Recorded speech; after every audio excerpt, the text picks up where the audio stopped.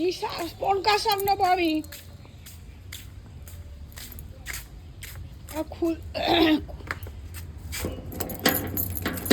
এই উঠলাম আজকে, এত দেরি হয়ে গেছে আজকে উঠতে।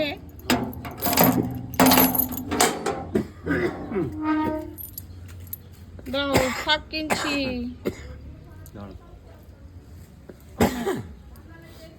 একটু কোনের খোঁজ দিলা রাখো তুমি, কোনের খোঁজ দিলা। সকালবেলা হাসছি, কপালে কি দুঃখ আছে জানি না। সত্যি তাই। শাকে বৃষ্টি দেওয়া নাই তো?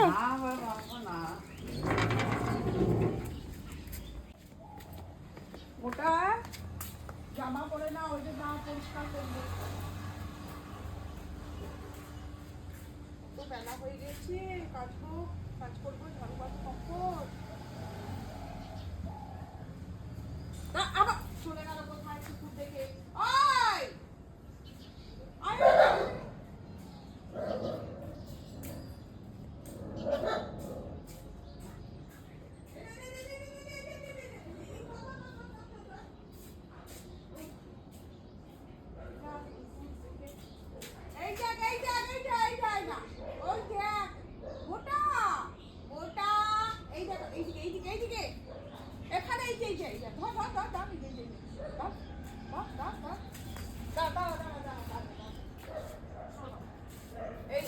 ছেড়ে দাও তো,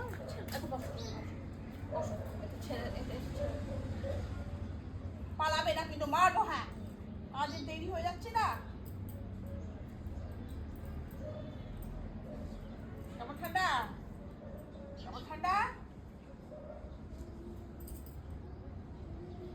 তারপরে না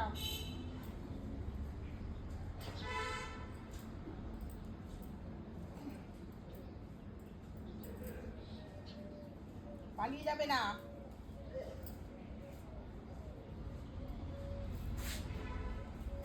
চলে এসো, চলে এসো, বসো।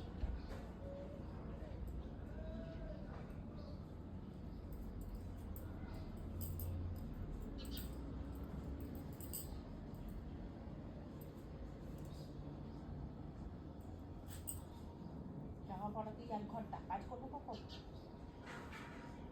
আজ রোদ উঠেছে, অন্যদিন 11টার সময় রোদ উঠে, আজ তাড়াতাড়ি রোদ উঠেছে, কাজ হবে না।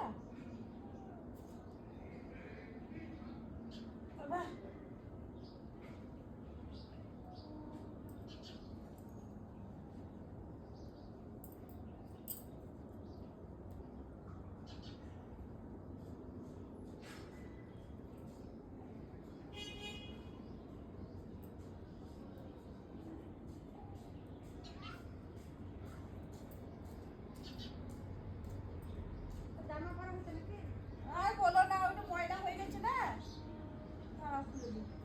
ময়লা হয়ে গেছে তো কাচবো। আজকে একটু তাড়াতাড়ি রোদ বেরিয়েছে মনে হচ্ছে না আপনি? আজকে একটু তাড়াতাড়ি রোদ বেরিয়েছে মনে হচ্ছে না? তারপর চাপি আমি।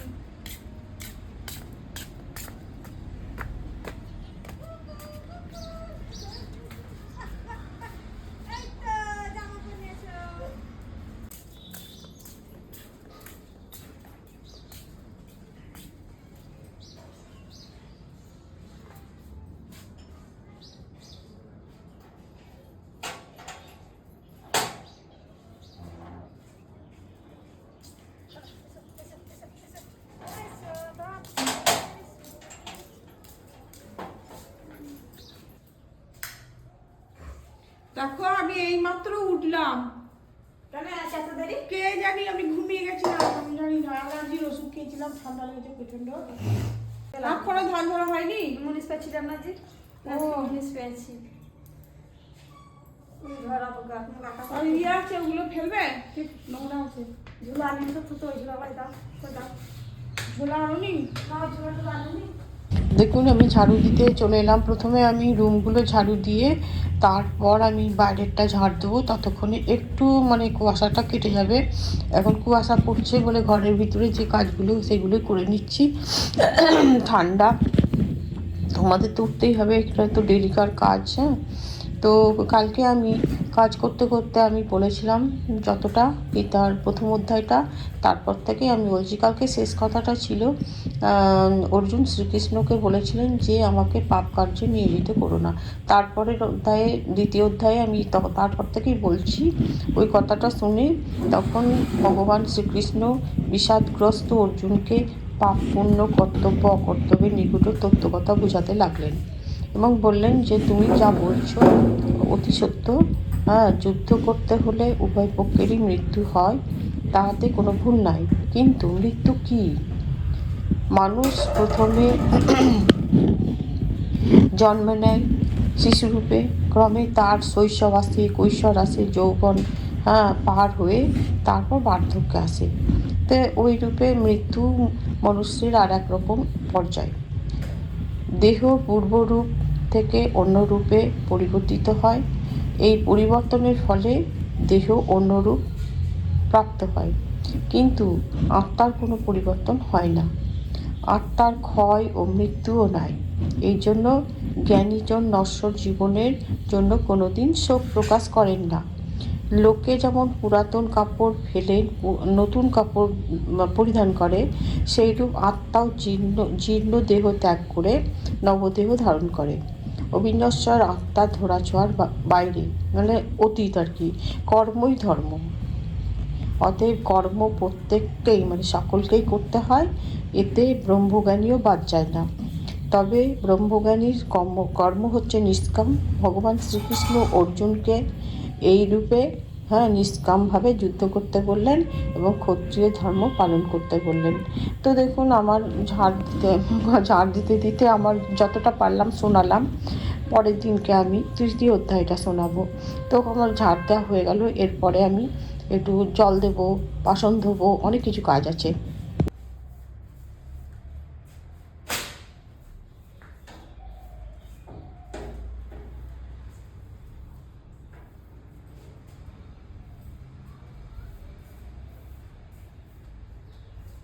এখন আমি জল টল দিতে চলে এলাম দরজায়। তো এখন এরপরে হয়তো বাসন টাসন মাজতে হবে। বাসন ভিজিয়ে রাখা আছে। তো বাসনের কথা বলতে গেলে একটা কথা মনে পড়ে গেল, বাসনপত্রে যদি মাছের গন্ধ হয়ে যায় না, তাহলে কয়েক ফোঁটা ভিনিগার ছিটিয়ে ধুয়ে নিলেই আর গন্ধ থাকবে না। আর ফ্রিজেও তাই, ফ্রিজের মধ্যে যদি খাবার সোডা এক প্যাকেট রেখে দেওয়া হয় না, ফ্রিজের ভেতরে আর কোনো গন্ধ হবে না।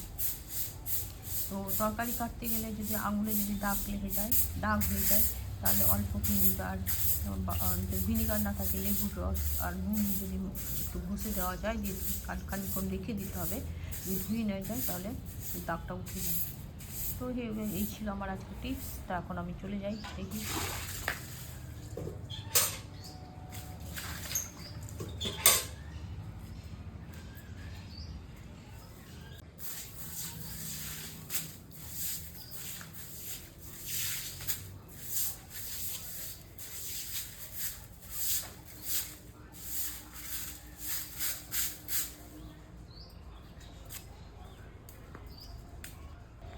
এখানে বসো,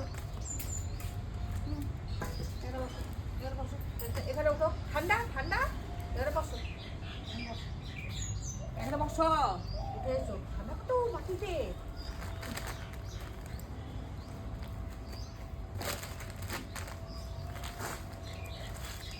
বসো। বাইরের দরজায় জল দিতে চলে এলাম। তো আমার শাক তো কিনেই নিয়েছি সকালবেলা। তো শাকটা বাছবো এবং একটা টিপস দিচ্ছি, যদি সবজি কাটতে গিয়ে আঙুলে দাগ, তরকারি কাটার সময় যদি আঙুলে যদি মানে দাগ হয়ে যায় না, তাহলে অল্প ভিনিগার বা লেবুর রস আর তার সঙ্গে নুন মিশিয়ে যদি কিছুক্ষণ আঙুলে লাগিয়ে রেখে ধুয়ে দিলে দাগটা উঠে যায়। আবার তেঁতুল ঘষে দিলেও দেখি দাগ উঠে যায়। তো ওটা আমার একটা টিপস গেল। আর ফ্রিজে অনেক সময় কি হয় যে ফ্রিজের মধ্যে মানে কিছু খাবার টাবার রেখে দিলে গন্ধ হয়ে যায় না, তাহলে ফ্রিজের মধ্যে যদি খাবার সোডা এক প্যাকেট রেখে দিয়ে ফ্রিজের ভিতর আর গন্ধ থাকবে না। তারপরে বাসনপত্র যদি মাছের গন্ধ হয়ে যায়, প্রচণ্ড দেখবেন আষ্টে গন্ধ উঠছে, আস্তে গন্ধটা যাওয়ার জন্য যদি ওই সার্ফ দিয়েই মাজুন বা ভিনিগার দিয়ে যাই দিয়ে মাজুন। যদি একটু ভিনিগার মানে সাবানের কথা বলছি, যাই মাজুন, ওর মধ্যে যদি একটু ভিনিগার ছিটিয়ে ধুয়ে দিন না, পরে যখন মাজা হয়ে যাবে তাহলে সেই আর গন্ধ থাকবে না। তো এই ছিল আমার আজকে 3টে টিপস। তো আমি দেখেছি আমার ছেলে এখন মাছ মাংস খায় না, আগে খেত খুব, তখন আমি ধোয়ার পরে যদি একটু ওই ভিনিগার জল দিয়ে একটু ভালো করে ধুয়ে নিতাম, বা সার্ফের সঙ্গে ভিনিগার একটু খাবার মিশিয়ে আর লবণ, এই 3টে মিশিয়ে দিলেও চকচক করবে বাসন।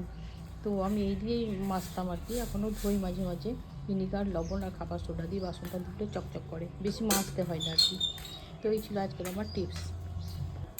এখন কলতলা চলে এলাম, কলতলা চলে এসে আমার সোয়েটার, তারপরে মোটা সোয়েটার, এগুলো সব ভিজিয়ে টিজিয়ে ভালো করে হাতটা মুছে নিয়ে গাছটা পরে নেবো, দিয়ে তারপরে বাসন মাজতে বসবো। তার কারণ হচ্ছে এই ঠান্ডা পড়ে যাচ্ছে, আর অনেকক্ষণ ধরে জল কাটলে শরীর ঠান্ডা ছাড়বে না, তো ঠান্ডাও লাগছে ঠান্ডা জলে হাত দিতে, তার জন্যে গ্লাভসটা পরেই বাসন মাজবো। তারপরে ওই জামা কাপড়গুলো মানে কাচবো আর কি, গ্লাভস পরেই।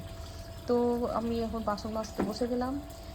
বাসন মাজতে মাজতে আপনাদের আজকে একটা শনিদেবের গল্প শোনাই। তো শনিদেবের যে এমন লোক নাই, খুব কম লোকই আছে যে শনির নাম শুনে ভয় পায় না। সূর্যদেবের 9 পুত্রের মধ্যে শনির নাম বিশেষ উল্লেখযোগ্য। সূর্যদেবের পত্নী ছায়ার গর্ভজাত শনির বর্ণ কালো। শনিদেব ছোটবেলা থেকে বদ মেজাজি ছিলেন। সূর্যদেব নিজের রাজ্য সন্তানদের দেবার মধ্যে, মানে তার সন্তানদের ভাগ করে দেবার জন্য তিনি ভাবলেন এবং ভাগ করে দিলেন। প্রত্যেক সন্তানকে এক এক লোকের অধিপতি করে দিলেন। শনিদেব এক লোকের অধিপতি হয়ে সন্তুষ্ট হলেন না, তাই তিনি তার ভাইদের কাছ থেকে রাজ্য হরণ করার পরিকল্পনা করলেন এবং অধিক শক্তি লাভের জন্য তিনি ব্রহ্মার তপস্যা শুরু করলেন। শনির তপস্যায় সন্তুষ্ট হয়ে ব্রহ্মা তাকে দেখা দিয়ে বর চাইতে বললেন। শনিদেব তখন বললেন, হে ভগবান, আমার শুভ দৃষ্টি পড়লে যেমন কারো ধনসম্পত্তি, ঘর, সন্তান সুখে ভরে যায়, তেমন কুদৃষ্টি পড়লে যেন তার উপর তা পড়বে এবং সব ছারখার হয়ে যায়। ব্রহ্মা তখন ওই বরদান করে দিয়ে অদৃশ্য হয়ে গেলেন। শক্তিপ্রাপ্ত হওয়ার পর শনিদেব তার ভাইদের রাজ্য ছিনিয়ে নেওয়ার জন্য তৎপর হয়ে উঠলেন। তখন অন্যান্য ভাইয়েরা সবাই পিতা সূর্যদেবের শরণাপন্ন হলেন। সূর্যদেব তখন ভগবান শিবের কাছে প্রার্থনা করলেন, যে সূর্যদেবের প্রার্থনায় খুশি হয়ে শনিদেবকে মারার জন্য শিব, নন্দী, বীরভদ্র ইত্যাদিকে পাঠালেন, কিন্তু সকলেরা কিন্তু পরাস্ত হলেন শনিদেবের কাছে এবং ফিরে এলেন। তখন শিব ক্ষুব্ধ হয়ে নিজেই শনির সঙ্গে যুদ্ধ করার জন্য ও তাকে ভস্ম করার জন্য নিজের 3য় নেত্র খুললেন। শনি তার তীব্র মারক দৃষ্টি দিয়ে শিবকে দেখলেন। উভয়ের দৃষ্টি নির্গত দিব্য জ্যোতিতে তার সারা ব্রহ্মাণ্ড আচ্ছাদিত হলো। এবার শিব তার ত্রিশূলের প্রহারে শনিকে অচেতন করে ফেললেন। নিজ পুত্রকে মৃত ভেবে সূর্য শোকাগ্রস্ত হলেন এবং শনির জীবনদান করার জন্য অনুনয় বিনয় করলেন। তখন সূর্যের প্রার্থনা শুনে শিব শনির মোক্ষভঙ্গ করলেন। শনির অভিমান ভঙ্গ হলো এবং ভগবানের পাদপদ্মে নিজেকে সমর্পণ করে তখন শিব প্রসন্ন হয়ে শনিদেবকে নিজের সেবক করে নিলেন এবং দণ্ডাধিকারী পদ দিলেন। তো এই হচ্ছে গল্প। আর এরপরেও আবার শনি পৌরাণিক কাহিনীও একটা আছে। তো আমি ওই গল্পটাও একদিন আপনাদের শোনাবো। আজকে পর্যন্ত শোনালাম, আমার বাসন ধোয়া হয়ে গেল, আমার এখন উঠে অন্যান্য কাজও করতে হবে। তো যাই দেখি কী কাজ আছে এরপরে। 9:02, আমি উঠেছি 7:30, তো দেরি তো হবেই। যে আমার মোটা ঘুরে বেড়াচ্ছে এখন ভালো রকম।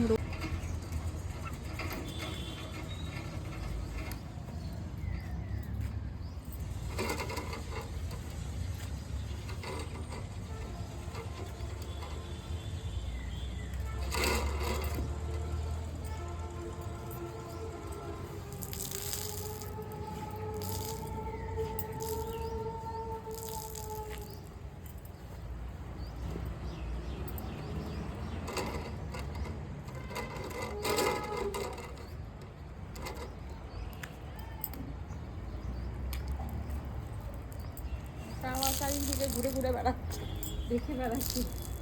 মোটা ছাদে যাবো বললেই হয়ে গেল না, মোটা ছাদ যাবো বললেই হয়ে যাবে, একেবারে আনন্দ করে উঠে চলে আসবে, এমন লাফাবে না গা গদগদ করে, দেখতেই মজা লাগবে।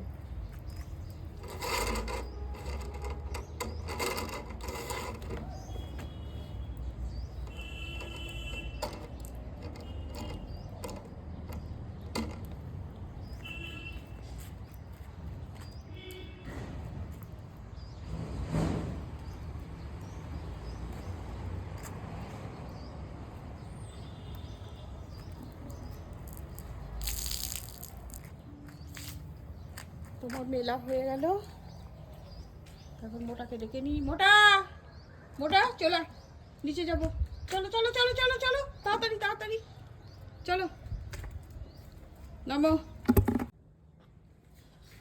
মুড়িটা খাবো, খেয়ে স্নান করবো, শাক বাঁচবো, শাক বাছার পরে না কতগুলো মুড়ি দিলাম, অতগুলো অল্পই দিয়েছি, অল্প খাও। অত মুড়ি হাতে দাও। ওখানে বেশি আছে দেখো। জয় শ্রী শম্ভু, নমস্কার। আপনারা সবাই কেমন আছেন? আশা করছি সবাই খুব ভালো আছেন। আমার আজকের এই নতুন ভিডিওতে আপনাদের সবাইকে স্বাগত জানাই। তো এখন বাজে ঘড়িতে 10:56। তো আমার পুজো কমপ্লিট হলো, এখন আমি রান্নাঘরে যাব, কি রান্না করব সবই শেয়ার করব। তো শাকটাই কেবল কাটা হয়েছে, আর কিছু হয়নি। তো এখন বাজে 11:02, স্নান পুজো সব হলো, এখন আমি রান্না করব। তো কি রান্না করব, শাক তো হবেই, তো শাক কাটা দেখাচ্ছি। এই যে আমার মোটা রানী রোদ থেকে এসে এবার বসেছে, ঢুলছে, ঘুমাবে আর কি। থাকো আমি রান্না করি, হ্যাঁ রান্না করি, থাকো। এই যে মটরশুঁটি আলুর তরকারি হবে, আর এই যে শাক কেটে ধুয়ে ধুয়ে জল ঝরাতে দিয়েছি। এই যে জল অনেকটাই ঝরে গেছে, আর বাকিটাও বেশি করে হিট দিয়ে জল ইয়ে করে নেবো, টাটা আছে, সিদ্ধ হয়ে যাবে। তো এই হচ্ছে আজকের আমার রান্না হবে, শাক ভাজা, মটরশুঁটি আলুর তরকারি। কালকে রাত্রিতে ডাল বানিয়েছি, সেই ডালটা আছে। হ্যাঁ, তো আর কিছু করবো না, বেগুন ভাজা করতে পারি। তো দেখি এখন কত কি করতে পারছি, 11:02 বেজে গেল। তো রান্না করি, তারপর আপনাদের সঙ্গে শেয়ার করব।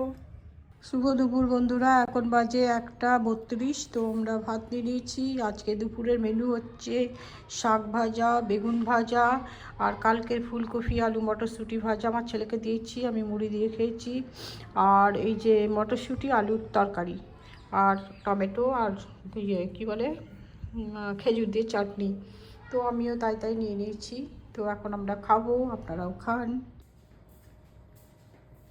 আজ প্রচণ্ড ঠান্ডা, তার মাথা টাথা ঢাকা দিয়ে চা খেতে বসে যাবো। তো আজ মুড়িও খাবো না, আজ বিস্কিটও খাবো না, চায়ের সঙ্গে পাঁপড় ভাজা খাবো। তো পাঁপড় চরম ভালো লাগে আমার খেতে। তো এটা হচ্ছে চালের পাঁপড়। মোটা আসছে না, ছেলে নাই, এখন বাইরে গিয়েছে, সব পিকনিক হবে মনে হয়, মাঝে সাঝে একবার না ছাড়লেও হবে না, এইখানেই হবে, গ্রামের ভেতরেই হবে, খানা দিতে পারবো, চলে যেতে পারবো আর কি, কী করছে না করছে।